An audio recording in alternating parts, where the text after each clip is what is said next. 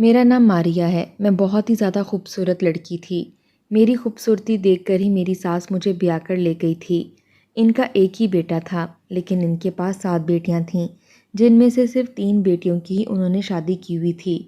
میں ایسے گھر میں بالکل بھی نہیں جانا چاہتی تھی جس گھر میں میری نندیں پہلے سے ہی موجود ہوں، لیکن کوئی اور چارہ نہیں تھا، کیونکہ میرے پاپا نے میرے ہونے والے سسر کے ساتھ بزنس شروع کر رکھا تھا اور ان دونوں کو بہت نقصان ہوا تھا۔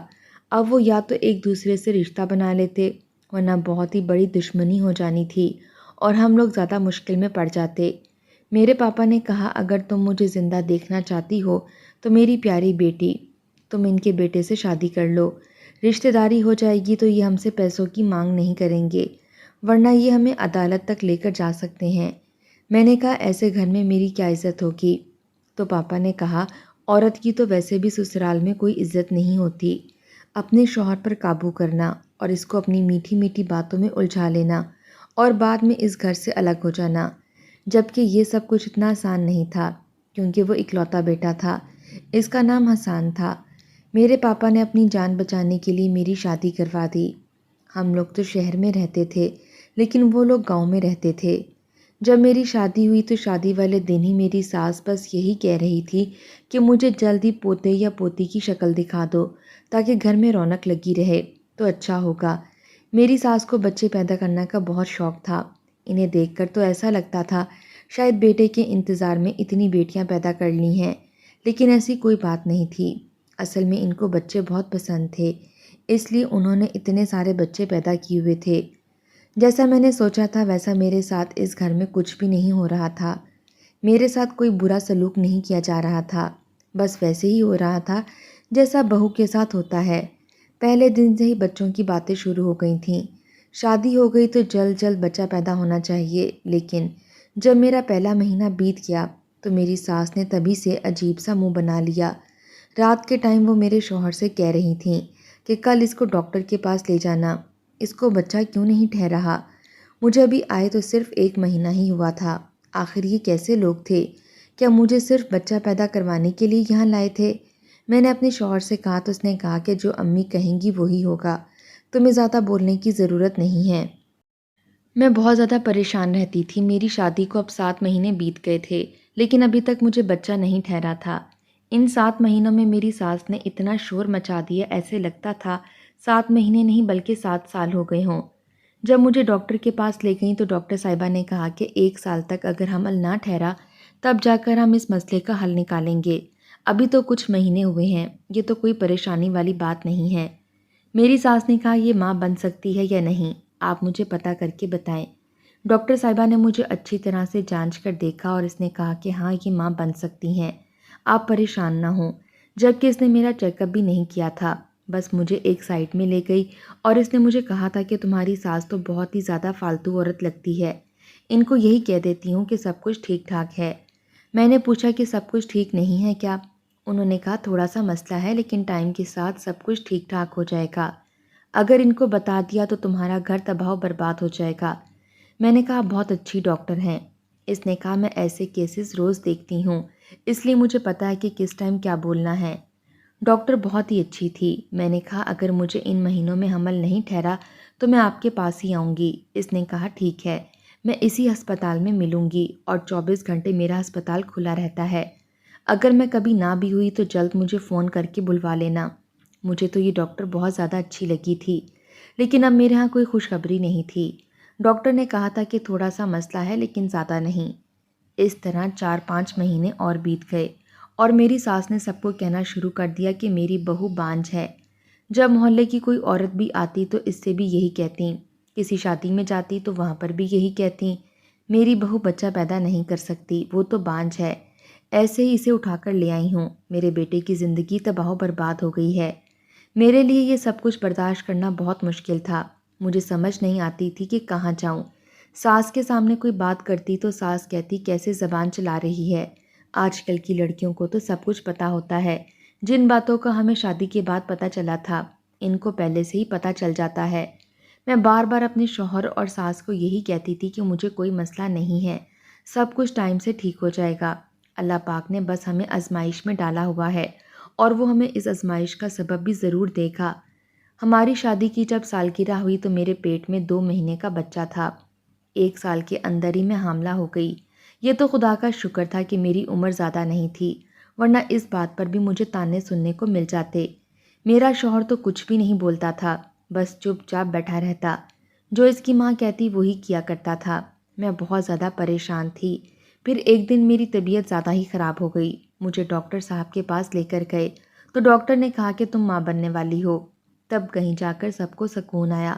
میری ساس کو تب خوش ہونا چاہیے تھا، لیکن ان کے چہرے پر پریشانی تھی، کیونکہ وہ پورے خاندان میں مجھے بانجھ مشہور کر چکی تھیں، اور اب سارے خاندان والے کہتے کہ آپ تو کہتی تھیں کہ آپ کی بہو کوئی بچہ پیدا نہیں کر سکتی، تو پھر یہ کیسے ہو گیا؟ میں بھی چپ ہو گئی۔ آخر کار خدا نے میری سن لی۔ اب مجھے کچھ بولنا نہیں چاہیے تھا۔ میرے ساتھ تو خدا نے انصاف کر دیا تھا۔ میں ماں بننے والی تھی۔ جتنا میری ساس کو پوتا پوتی دیکھنے کا شوق تھا، مجھے لگا اتنا ہی میرا خیال بھی کیا جائے گا، لیکن میرا خیال نہیں کیا گیا۔ میرے لیے کاموں کے ڈھیر رکھے گئے تھے۔ میرے لیے کوئی اچھی چیز نہ لائی جاتی تھی۔ شوہر کو کچھ کہتی تو کہتا کہ امی سے پوچھ کے لاؤں گا۔ جب امی سے بات کرتا تو وہ کہتی کوئی ضرورت نہیں ہے، ہم نے کون سا پھل فروٹ کھائے تھے، پھر بھی 8 بچے پیدا کر دیے ہیں۔ میرے سارے کے سارے بچے ٹھیک ٹھاک ہیں، کوئی مسئلہ بھی نہیں ہے۔ یہ سب عورتوں کے چونچلے ہوتے ہیں۔ ایسے ٹائم میں شوہر کو اپنی انگلیوں پر نچانا چاہتی ہیں، جان بوجھ کر معصوم بن جاتی ہیں۔ کوئی طبیعت خراب نہیں ہوتی۔ عورت کا جسم تو بنا ہی بچہ پیدا کرنے کے لیے ہوتا ہے، تو پھر ایسا تھوڑی ہے کہ اس پر کوئی پہاڑ توڑا جا رہا ہے۔ مجھے اپنی ساس کی باتیں سن کر بہت زیادہ برا لگا تھا۔ اس حالت میں ہر 2 منٹ بعد میری طبیعت خراب ہو جاتی تھی، کیونکہ میرا پہلا بچہ تھا۔ جب بھی اپنے شوہر سے کچھ کہتی تو میرا شوہر کہتا تھا میری ماں کے ساتھ تو ایسا نہیں ہوا، میرے ساتھ ایسا کیوں ہو رہا ہے؟ لیکن ایک دن جب میری نند آئی، وہ بھی ماں بننے والی تھی، اس نے کہا امی پیٹ میں درد ہو رہا ہے، تو میری ساس نے جلدی سے کہا کہ ہاں ہاں ایسے ٹائم میں درد ہوتا ہے، تم پھل کھایا کرو۔ میں حیران و پریشان رہ گئی۔ اس کی دفعہ ان کو ساری باتیں یاد تھیں۔ اس حالت میں درد بھی ہوتا ہے، آرام بھی کرنا ہوتا ہے، پھل بھی کھانے ہوتے ہیں، دودھ بھی پینا ہوتا ہے، جبکہ اگر میں ایسی ویسی کوئی بات کرتی تو وہ کہتی نہیں نہیں کچھ نہیں ہوتا، تمہاری صحت تو اچھی ہے۔ میں ان کو اپنی بیماری بتاتی تو کہتی تم دبلی پتلی ہو، اچھی بھلی ہو، تمہارا آرام سے بچہ پیدا ہو جائے گا۔ میرا پیٹ بھی زیادہ نکلا ہوا تھا، بہت ہی زیادہ پیٹ نکلا ہوا تھا۔ اتنا تو میں نے کسی کا بھی پیٹ نکلا ہوا نہیں دیکھا تھا، لیکن میری ساس کہتی تھی یہ پہلا بچہ ہے، پیٹ تو نکلنا ہی ہے، کیونکہ انسان کی چمڑی تھوڑی موٹی ہوتی ہے۔ لیکن میرے ساتھ نہ جانے کیا مسئلہ تھا، میرا پیٹ بہت ہی زیادہ نکلا ہوا تھا، اس لیے میری ساس کہتی تھی اتنا بڑا پیٹ نکلا ہوا ہے تو تمہارا بچہ بہت تندرست اور صحت مند ہوگا، زیادہ الٹی سیدھی باتیں کرنے کی ضرورت نہیں ہے۔ ایک دفعہ میری امی کی کال آئی تو میں نے ان کو بتا دیا۔ امی نے کہا اتنا درد تھوڑی نہ ہوتا ہے، جاؤ ڈاکٹر کے پاس۔ اب ان کو کیا کہتی کہ مجھے ڈاکٹر کے پاس لے کر نہیں جا رہے، وہ لوگ مجھے یہاں چھوڑ کر بھول گئے تھے، کیونکہ وہ لوگ ان کے قرض دار تھے، اس لیے یہاں پر بھی نہیں آتے تھے، اگر آتے تو کوئی بات کر دیتے تھے، اس لیے انہوں نے یہاں آنا ہی چھوڑ دیا تھا، صرف مجھے فون کر لیتے تھے۔ ان لوگوں کو بھی کچھ نہیں کہتی تھے کہ ہماری بیٹی کا خیال رکھیں، ایسا کچھ بھی نہیں تھا۔ میری زندگی تو جیسے جہنم بن کر رہ گئی تھی، لیکن اب مجھے اپنے بچے کی فکر ہو رہی تھی، تو میں جیسے تیسے اپنی زندگی گزار رہی تھی، لیکن مجھے اپنے ہونے والے بچے کی بہت زیادہ فکر تھی۔ انہوں نے میرے ہونے والے بچے کے لیے کپڑے بھی نہیں بنوائے تھے، کہنے لگے ہم نے بہت سے لوگوں کو بہت کچھ دیا ہوا ہے، جب ہمارا بچہ پیدا ہوگا تو وہ بھی آ کر دے جائیں گے، لیکن یہ نہیں سوچا جب تک وہ لوگ آئیں گے تب تک ہم بچے کو کیا پہنائیں گے، کیا میں اپنے بچے کو چادر میں ہی لپیٹ کر رکھوں گی؟ اپنے شوہر سے بات کرتی تو اس کے کان میں جوں تک نہیں رینگتی تھی۔ مجھے ایک دفعہ بھی ڈاکٹر کے پاس نہیں لے کر گئے تھے، کہنے لگے کہ جب کوئی مسئلہ ہی نہیں ہے تو ڈاکٹر کے پاس جانے کی بھلا کیا ضرورت ہے، جبکہ مجھے اتنا تو پتہ ہی تھا کہ ایک دفعہ ڈاکٹر کے پاس جانا ضروری ہوتا ہے۔ میں تو بہت زیادہ پریشان رہتی تھی، تھوڑا سا بھی درد ہوتا تو پریشان ہو جاتی تھی، پتہ نہیں میرے بچے کے ساتھ کہیں کوئی مسئلہ تو نہیں ہو رہا۔ اسی طرح دن گزرتے جا رہے تھے۔ جب 9واں مہینہ شروع ہوا تو میں نے خدا کا شکر ادا کیا کہ اب تھوڑے ہی دن رہ گئے ہیں، اب تو مجھے ڈاکٹر کے پاس لے جائیں گے اور سارا کچھ ٹھیک ٹھاک ہو جائے گا، لیکن مجھے ابھی بھی ڈاکٹر کے پاس نہیں لے کر جا رہے تھے۔ لگتا تھا مجھے تبھی لے کر جائیں گے جب مجھے درد شروع ہو جائے گا، لیکن میرا درد شروع نہیں ہو رہا تھا۔ میرے گھر پر جب بھی محلے سے عورتیں آتی تھیں تو میری ساس کہتی تھی کہ میں اپنی بہو کا بہت ہی زیادہ خیال رکھ رہی ہوں، اسے کھانے پینے سے لے کر سب چیزیں دے رہی ہوں۔ پھل تو ویسے بھی ہمارے گھر میں کبھی ختم نہیں ہوتے، صرف ان کی اپنی بیٹیوں کے لیے ہوتے تھے۔ ایک دن میں نے غلطی سے ایک آڑو کھا لیا۔ میری چھوٹی نند نے شور مچا دیا کہ میں نے اپنے لیے رکھا تھا، آپ نے کیوں کھایا؟ ایک آڑو کے پیچھے اس نے مجھے بہت زیادہ ڈانٹا تھا۔ میں نے اپنی ساس کو کہا کہ میرے 9 مہینے میں سے 10 دن اوپر ہو گئے ہیں تو مجھے ڈاکٹر کے پاس لے جائیں۔ میری ساس نے کہا تم آج کل کی لڑکی ہو، تمہیں تو اپنا دن یاد نہیں رہتا۔ کوئی بھی دن اوپر نہیں ہوئے، دن اوپر چڑھتے تو ابھی تک درد ہو جاتا، درد نہیں ہو رہا تو اس کا مطلب صاف ہے کہ ابھی دن پورے نہیں ہوئے ہیں۔ میں نے کہا مجھے ویسے بھی بہت درد ہو رہا ہے۔ انہوں نے کہا نہیں، ابھی تو تمہارا ٹائم ہی نہیں آیا، جب ٹائم آئے گا تو خود ہی پتہ چل جائے گا۔ دن اوپر سے اوپر ہوتے چلے جا رہے تھے۔ جب میں نے شور زیادہ مچا ڈالا تو مجھے لے کر جائیں، تو میرا شوہر مجھے حکیم صاحب کے پاس لے کر گیا تو انہوں نے کہا کہ ابھی ڈیلیوری میں ٹائم باقی ہے۔ میرے شوہر کا دوست جو کہ حکیم تھا، وہ ان کا خاندانی حکیم تھا، ان کا پرانا جاننے والا تھا۔ جب حکیم نے کہا کہ ٹائم تو ہے تو سب لوگ مجھے ہی کہنے لگے دیکھو ابھی ٹائم ہے، تمہیں کس بات کی جلدی پڑی ہوئی ہے؟ یہ لوگ مجھے ہر طرح سے طنز کر رہے تھے، سمجھ نہیں آتا تھا کہ کیا کروں۔ میرا پیٹ بہت ہی زیادہ بڑھتا چلا جا رہا تھا۔ ایک دفعہ میں چھت پر کھڑی تھی کیونکہ میرا دل بہت زیادہ گھبرا رہا تھا۔ سامنے والی پڑوسن نے مجھے دیکھ لیا۔ یوں تو میری ساس کی جاننے والی تھی، لیکن مجھے دیکھ کر ہمیشہ ہی ترستی ہوئی نظروں سے دیکھتی تھی۔ اس نے مجھے دور سے اشارہ کیا۔ جب میں تھوڑا سا قریب گئی تو اس نے کہا جی آپ نے اپنا کیا حال بنا رکھا ہے؟ میں نے کہا میری پریگننسی کو اب 13واں مہینہ شروع ہو چکا ہے۔ اس نے کانوں کو ہاتھ لگا لیا۔ اس نے کہا کیسی باتیں کر رہی ہو، خدا تم پر اپنا کرم بنائے رکھے، ابھی تک تو ٹھیک ٹھاک ہو، جلدی سے ڈاکٹر کے پاس جاؤ، اتنی دیر کرنا اچھی بات نہیں ہوتی، یہ غلط بات ہے، تمہارے گھر والوں کو کوئی پرواہ نہیں۔ میں نے کہا تم تو جانتی ہو ان لوگوں کو۔ اس نے کہا کہ ہاں میں ان لوگوں کو بہت اچھے طریقے سے جانتی ہوں، لیکن اب تم ماں ہو، تمہیں خود اپنی اولاد کے لیے لڑنا ہے۔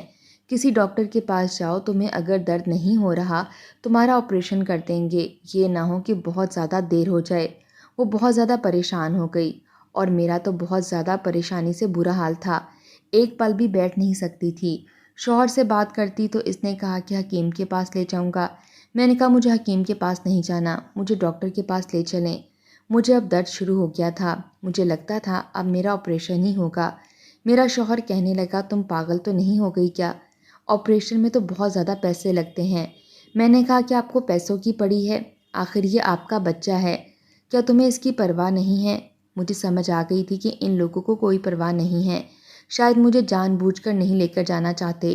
میں مر جاؤں گی تو اچھا ہے، اور ہسپتال نہیں جاؤں گی تو بچے بھی نہیں بچیں گے۔ یہ لوگ حد سے زیادہ کنجوس تھے۔ پڑوسن نے صحیح کہا تھا، اب تو میں ماں بننے والی ہوں، مجھے ابھی سے اپنے اولاد کے لیے لڑنا تھا۔ میرے پاس بچے کے کپڑے تک نہ تھے، نہ ہی انہوں نے پیسے دیے اور نہ ہی بازار جانے دیا۔ میں نے خود ہی اپنے دوپٹے میں سے کچھ اپنے بچے کے لیے کپڑے بنائے ہوئے تھے۔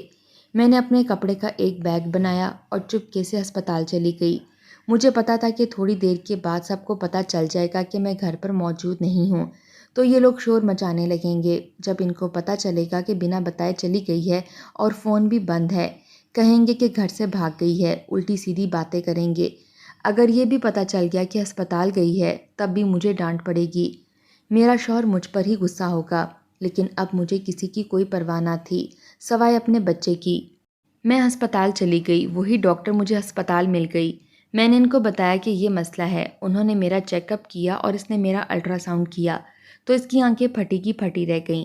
اس نے مجھے اس طرح دیکھا جیسے کوئی بڑی بات ہو گئی ہو۔ اس نے چیخ کر سب کو بلانا شروع کر دیا۔ باقی ڈاکٹر بھی وہاں پر آ گئے، وہ لوگ بہت زیادہ پریشان ہو گئے تھے۔ میں نے کہا ڈاکٹر کیا ہوا، کیا بات ہے، بتائیں تو صحیح۔ ڈاکٹر صاحبہ نے کہا کہ ابھی بتاتے ہیں۔ تو اس نے دوسری ڈاکٹر کے کان میں کوئی بات کہی تو اس کی آنکھیں بھی پھٹی کی پھٹی رہ گئی تھیں۔ انہوں نے بڑے پیار سے میرے کندھے پر ہاتھ رکھا اور کہا ہمارے ساتھ آؤ۔ میں نے کہا آپ مجھے کہاں لے کر جا رہے ہیں؟ میرا بچہ تو ٹھیک ہے نا، مجھے بتائیں۔ انہوں نے کہا کہ سب کچھ ٹھیک ٹھاک ہو جائے گا، بس تم نے گھبرانا نہیں ہے۔ لیکن میں بہت زیادہ گھبرا رہی تھی۔ انہوں نے کہا کہ اپنی فیملی کو بلا لو۔ میں نے کہا وہ نہیں آئیں گے، میں ان سے چھپ کر آئی ہوں۔ انہوں نے کہا پھر تم اپنے ماں باپ کو بلوا لو۔ میں نے امی کو فون کر دیا اور کہا کہ بنا کسی کو بتائے میں ہسپتال آ گئی ہوں، مجھے ڈاکٹر صاحبہ نے اتنا ہی بتایا کہ آپ کا آپریشن کرنا پڑے گا۔ مجھے پہلے ہی پتہ تھا کیونکہ ٹائم بہت زیادہ گزر چکا تھا۔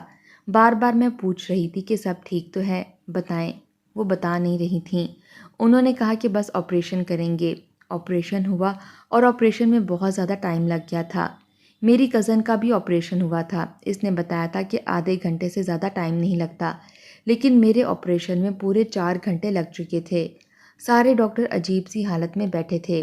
ویسے تو آپریشن ایک ڈاکٹر ہی کرتا ہے، لیکن یہاں پر 4-5 ڈاکٹر ایک دوسرے سے دھیرے دھیرے آواز میں باتیں کر رہے تھے اور میرا ضرورت سے زیادہ ہی خیال رکھ رہے تھے۔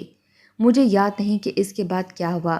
مجھے آپریشن تھیٹر سے باہر لے کر جا رہے تھے تو میں بے ہوش ہو گئی۔ جب میری آنکھ کھلی تو میں اپنے کمرے میں موجود تھی۔ میری ماں میرے پاس بیٹھی تھی اور میرا باپ سر پکڑ کر بیٹھا ہوا تھا۔ نہ میرا شوہر وہاں پر موجود تھا، نہ میرے سسرال والے۔ میں نے کہا کیا ہوا؟ میرا بچہ تو ٹھیک ہے۔ میں بری طرح سے گھبرا گئی تھی اور اٹھ کر بیٹھ گئی۔ ان لوگوں نے مجھے کہا آپریشن ہوا ہے، سب ٹھیک ٹھاک ہے۔ میں نے کہا میرا بچہ کہاں ہے؟ بچے کو تو میرے کمرے میں ہونا چاہیے تھا، جھولا خالی پڑا ہوا تھا۔ کہاں ہے میرا بچہ؟ مجھے لگا میرا بچہ اس دنیا سے چلا گیا ہے، کیونکہ میں نے ہسپتال آنے میں بہت زیادہ دیر کر دی تھی۔ میرے ماں باپ بھی بہت زیادہ پریشان ہو گئے تھے، لیکن اصل میں یہ بات نہیں تھی۔ ڈاکٹر صاحبہ جب اندر آئیں وہ اکیلی نہیں تھیں۔ ان کے ساتھ ہسپتال کا مالک بھی موجود تھا، جو دیکھنے میں بہت ہی زیادہ شریف اور نیک انسان لگ رہا تھا۔ میرے باپ کی عمر کا تھا۔ اس نے سفید کپڑے پہنے ہوئے تھے، اس کی داڑھی بھی سفید تھی۔ ڈاکٹر نے میرا چیک اپ کیا اور پوچھنے لگی تم ٹھیک تو ہو، درد تو نہیں ہو رہا؟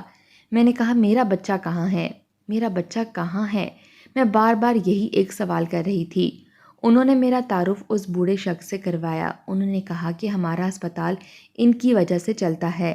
ہسپتال میں کچھ چیزیں بہت زیادہ مہنگی ہوتی ہیں، لیکن وہی غریبوں کے لیے مفت ہیں، کیونکہ ہسپتال کے مالک بہت اچھے اور نیک انسان ہیں۔ میرا دل بری طرح سے گھبرا رہا تھا۔ انہوں نے کہا آپ کی وجہ سے ہمارے ہسپتال میں ایک عجیب و غریب واقعہ ہوا ہے، جو آج سے پہلے نہیں ہوا۔ اس واقعے کو جاننے کے بعد ہمارا ہسپتال بہت زیادہ مشہور ہو جائے گا۔ تھوڑی دیر کے بعد ہی ہم میڈیا والوں کو بلائیں گے، شاید آپ کا انٹرویو بھی ہوگا، آپ کی اجازت ہو تو۔ اتنے میں میرا شوہر بھی وہاں پر آ گیا اور ساتھ میں میری ساس بھی آ گئی تھیں۔ انہوں نے کہا کہ اچھا تو تم یہاں پر ہو، ہم تمہیں کب سے ڈھونڈ رہے تھے۔ ماں باپ کو انہوں نے تانا مارنا شروع کر دیا کہ آپ کی بیٹی کو ہم طلاق دے دیں گے۔ جو عورت گھر سے بھاگ جائے ہم اسے واپس نہیں لاتے۔ اب پوری رات بیت چکی تھی، پتہ نہیں رات اس نے کہاں گزاری ہے۔ میرے شوہر کے منہ میں جو بات آ رہی تھی وہ بولے چلے جا رہا تھا۔ میرے باپ نے کہا دیکھ نہیں رہے ہو ہسپتال میں رات گزاری ہے، کس طرح کے عجیب و غریب آدمی ہوں۔ پھر میرے شوہر نے کہا میں آپ کی بیٹی کے ساتھ نہیں رہ سکتا، اس کو طلاق دے دوں گا۔ میں حیران و پریشان رہ گئی۔ پوری رات میں یہاں موت سے لڑ رہی تھی۔ ڈاکٹر نے کہا آپ نے جو اس لڑکی کے ساتھ کیا ہے نا، آپ کو اسے چھوڑ دینا چاہیے، کیونکہ آپ اس کے قابل ہی نہیں ہیں۔ آپ نے ایک ساتھ کئی معصوم جانوں کو خطروں میں ڈال دیا تھا۔ میں حیران رہ گئی۔ ڈاکٹر نے کہا کہ ہاں، تمہارے ہاں ایک بچہ نہیں پیدا ہوا بلکہ 2 بیٹے اور 2 بیٹیاں ہیں۔ مجھے سمجھ نہیں آیا یہ سچ ہو سکتا ہے؟ نہیں، میں حیران تھی اور باقی سب لوگ بھی۔ میرا شوہر بھی سن کر حیران و پریشان ہو گیا اور میری ساس بھی۔ انہوں نے 2 منٹ ایک دوسرے کو دیکھا، پھر کہا اس عورت نے ایک ساتھ 4 بچے پیدا کر دیے ہیں۔ ارے بھائی یہ عورت ہے یا کوئی ڈائن؟ ہم کیسے ان بچوں کی پرورش کریں گے؟ ہم کہاں سے اتنا کچھ لائیں گے؟ ہمارے پاس تو پیسے بھی موجود نہیں۔ اس ہسپتال کے مالک نے کہا میں نے تمہارے بارے میں سب کچھ جان لیا تھا بیٹی، تم نے جس طرح دوپٹے کو کاٹ کاٹ کر کپڑے بنائے تھے، میں جانتا تھا کہ تمہارے ساتھ بہت کچھ برا ہو رہا ہے۔ مجھے پتا ہے کہ 4 بچوں کو ایک ساتھ پالنا بہت مشکل ہوتا ہے، اس لیے میں اعلان کرتا ہوں ان بچوں کا خرچہ اب میں خود اٹھاؤں گا، جب تک یہ بچے خود اپنے پیروں پر کھڑے ہو کر نوکری حاصل کرنے کے قابل نہیں ہو جاتے۔ ان کی صحت، پڑھائی لکھائی، کھانے پینے کا سب خرچہ میری ذمہ داری ہوگی۔ جب اس آدمی نے یہ سب کہا تو میرا شوہر اور ساس ایک دوسرے کو دیکھ کر پھر سے آنکھوں میں باتیں کرنے لگے اور میرے شوہر نے کہا کہ مجھے معاف کر دو، میں بہت زیادہ پریشان ہو گیا تھا۔ دیکھو بات بھی تو ایسی ہی ہے، چلو گھر چلو، خدا نے ہمیں پیارے بچے دیے ہیں۔ میرے شوہر نے یہ بات کہی تو میں نے اس کا ہاتھ پیچھے جھٹک دیا۔ میں نے کہا کوئی ضرورت نہیں ہے میرے پاس آنے کی، ابھی تو تم مجھے طلاق دینے لگے تھے، کیونکہ تمہیں لگتا تھا کہ میں نے رات کہیں اور گزاری ہے اور ان بچوں کا خرچہ نہیں اٹھانا چاہتے۔ اب جب تمہیں پتہ چلا کہ خرچہ کوئی اور اٹھانے والا ہے تو کوئی مسئلہ نہیں۔ میں نے اپنے ماں باپ کو کہا کہ مجھے اس آدمی کے ساتھ بالکل بھی نہیں رہنا۔ میں وہاں سے اپنے گھر چلی گئی تھی۔ میرے شوہر کو اپنی غلطی کا احساس ہو گیا تھا۔ وہ بار بار میرے گھر آتا تھا۔ میرے ماں باپ نے اس کے آگے ایک شرط رکھی تھی، اگر بیوی اور بچوں کو لے کر جانا چاہتے ہو تو تمہیں ایک الگ گھر میں رہنا ہوگا۔ میرے شوہر نے کہا کہ میں ایسا نہیں کر سکتا۔ میرے ماں باپ نے کہا پھر ہماری بیٹی کو چھوڑ دو، تمہارے لیے آسانی ہوگی اور تم اپنے ماں باپ کے پاس ہی رہو جس نے تمہاری بیوی اور بچوں کی جان خطرے میں ڈالی تھی، تمہارے کان بھرے اور ٹائم پر ہماری بیٹی کو ڈاکٹر کے پاس نہیں لے کر جانے دیا۔ یہ تو بچے مر جاتے اور ہماری بیٹی بھی مر جاتی۔ میرے شوہر کو اب احساس ہو گیا کہ اس کی ایک اپنی فیملی ہے اور یہ بچے اسی کے ہیں۔ اس نے اپنی ماں سے معافی مانگی اور کہا میں اپنی بیوی بچوں کے ساتھ رہوں گا۔ میرے بچوں کا خرچہ ہسپتال کا مالک اٹھا رہا تھا کیونکہ ہمارے لیے یہ سب ممکن نہیں تھا۔ اس نے میرے شوہر کو ایک اچھی نوکری دلوا دی تھی جس سے باقی کا خرچہ بھی بہت اچھے سے پورے ہو رہے تھے۔ میرا شوہر اپنے گھر والوں کے لیے خرچہ بھی بھیج دیا کرتا تھا، اپنی ماں کی بہنوں کے لیے کپڑے بھی لے کر بھیج دیتا، لیکن اب وہ میرے ساتھ ہی رہتا تھا۔ اب اسے اپنی غلطی کا احساس ہو گیا تھا اور واقعی وہ ایک اچھا شوہر بن کر میرے ساتھ بچوں کو پالنے میں مصروف ہو گیا تھا۔ میڈیا میں یہ خبر چل گئی کہ چھوٹے سے گاؤں میں ایک عورت نے 4 بچوں کو پیدا کیا ہے، جن میں سے 2 بیٹے تھے اور 2 بیٹیاں۔ ہسپتال کے ڈاکٹر صاحبان کا احسان ہے، انہوں نے اتنا مشکل کیس سنبھالا اور ماں سمیت سارے بچوں کی جان بچا لی تھی۔ میری ساس مجھ سے کیا چاہتی تھی میں آج تک یہ سمجھ نہیں پائی تھی۔ پہلے ان کو بچوں کی شدید خواہش تھی، لیکن بعد میں ان کو بچوں سے شدید نفرت ہو گئی تھی۔ شاید یہی سوچتی تھیں کہ اگر بچہ ہو جائے گا تو ان کا بیٹا ان کو بھول جائے گا۔ خدا اگر کسی کو دنیا میں بھیجتا ہے تو اس کے لیے انتظام بھی کر دیتا ہے، ورنہ بچوں کو پالنا ہمارے لیے بہت مشکل کام تھا، لیکن اس نیک دل انسان نے ساری ذمہ داری اپنے سر لے لی تھی۔